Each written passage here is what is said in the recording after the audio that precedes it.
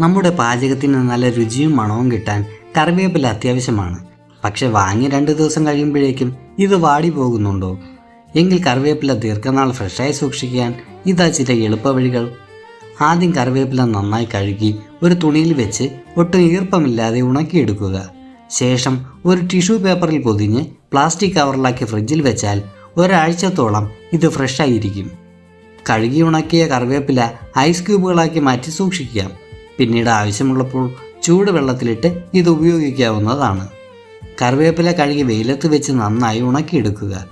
ഇത് വായു കിടക്കാത്തൊരു പാത്രത്തിൽ അടച്ചു സൂക്ഷിച്ചാൽ മാസങ്ങളോളം കേടാകാതെ ഉപയോഗിക്കാൻ സാധിക്കും. കറിവേപ്പില വൃത്തിയുള്ള തുണിയിൽ പൊതിഞ്ഞ് ഫ്രിഡ്ജിൽ സൂക്ഷിച്ചാലും ഒരാഴ്ചത്തോളം ഫ്രഷായി ലഭിക്കും. അപ്പോൾ ഇനി കറിവേപ്പില വാടിപ്പോകുമെന്ന് പേടിക്കണ്ട.